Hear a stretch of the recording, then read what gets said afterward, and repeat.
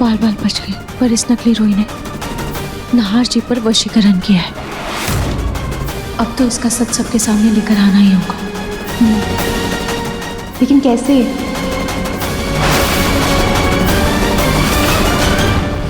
नहार जी,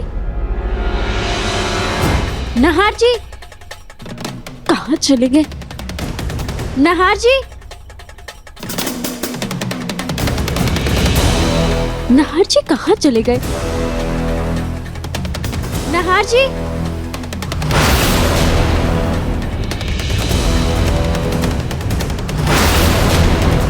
नहार जी,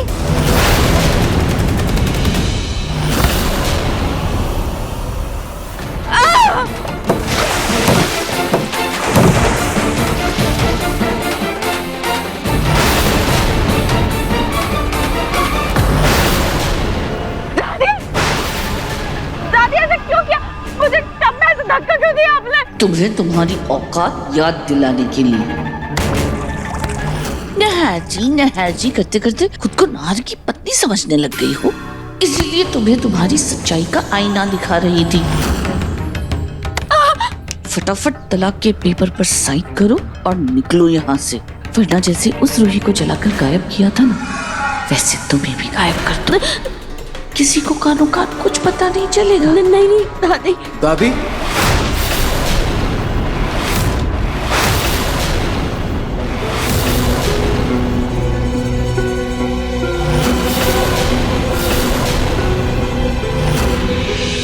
नहार जी,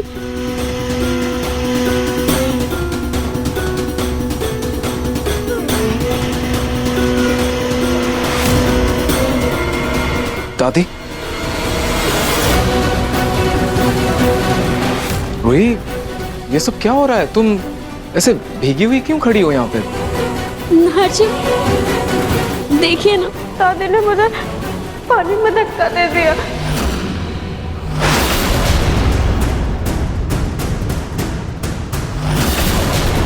मुझे औकात दिखाने चली थी? हाँ, अब मेरी नहार जी इस बुढ़िया को इसकी औकात दिखाएंगे। ये क्या बोल रही हो तुम रोही? दादी भला तुम्हें क्यों धक्का देंगी टब में? कुछ भी बोल रही हो।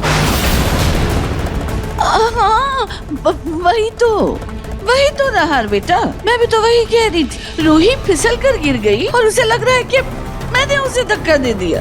अरे मैं तो उसे बचाने जा रही थी, लेकिन तब तक वो गिर चुकी थी। एनीवेज, तुम जाओ कपड़े चेंज कर लो, वरना सर्दी लग जाएगी। जाओ।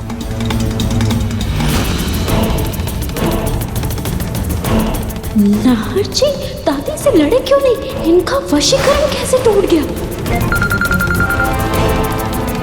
हाँ चंदन, हाँ।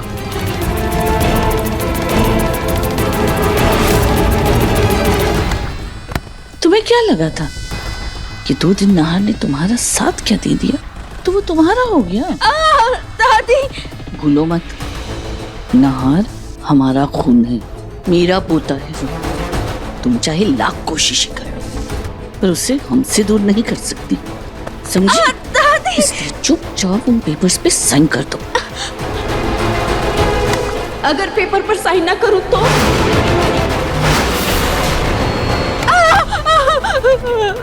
सच में देखना है कि मैं तुम्हारे साथ क्या कर सकती हूँ।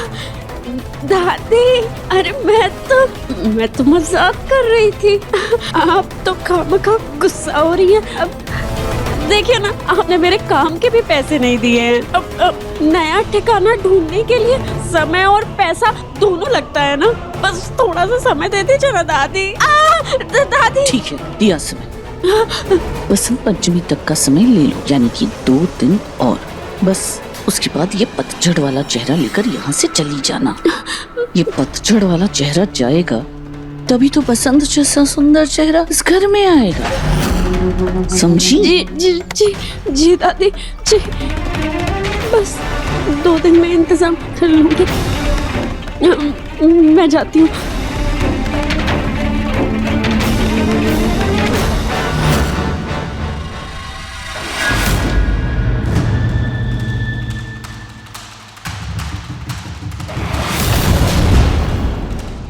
क्या हुआ रूही, तूने मुझे बाहर क्यों बुलाया?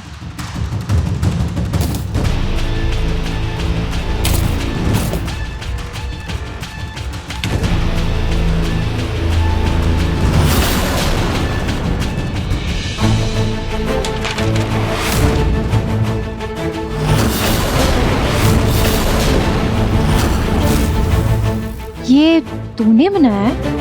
हाँ, जूही और मैंने इसकी फोटोकॉपीज में निकलवा ली। अब हम इन पोस्टर्स को दीवारों पर चिपकाकर घर वालों को बाहर बुलाएंगे।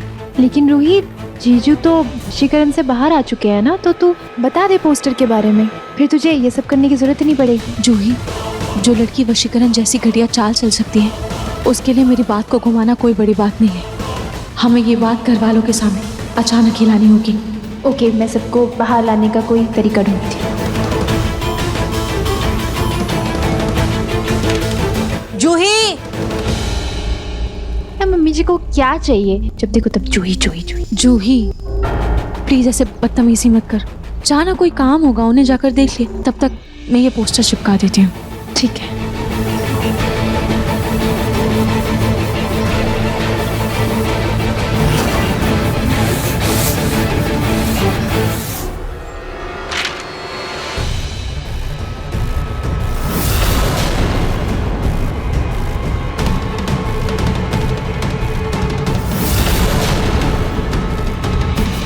बहुत जल्द अब तुम्हारा खेल खत्म।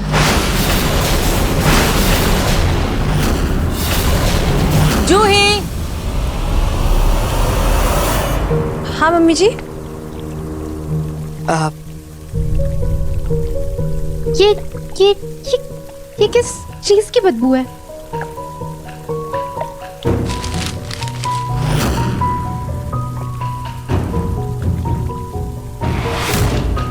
ये तो गोबर है, आप इसे घर पर क्यों लाई हैं? क्योंकि जूही इनके उपले बनाने हैं। वो क्या है ना जूही, हमारे यहाँ बसंत पंचमी के दिन इनके बने हुए उपले से ही भोग का प्रसाद तैयार होता है। क्या उपले?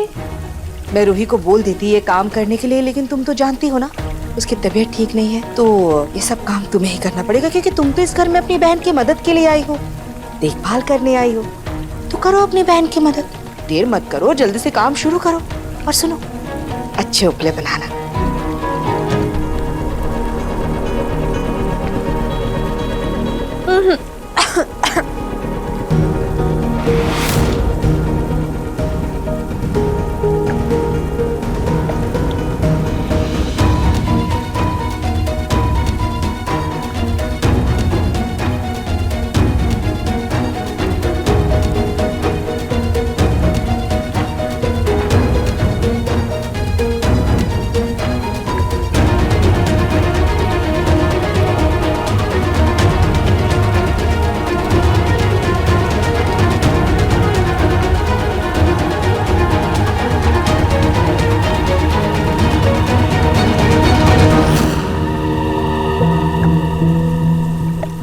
जूही, अच्छा वरुई, तू आ गई। देख ना मम्मी जी ने क्या काम दे दिया है मुझे। जूही, ये गोबर के उपले बनाना तो हमारी संस्कृति है, और जब हमारे घर में गैस नहीं हुआ करते थे तब लोग इनकी मदद से घरों में खाना बनाया करते थे। और तू इसे देखकर ऐसे मुंह मत बना। अच्छा एक काम कर, तू हट यहाँ से, मैं बना देती हूँ। तू तब तक सबको बाहर लाने का तरीका सोच, ठीक है? ठीक है, अच्छा आइडिया है, मैं हाथ धोकर आती हूँ।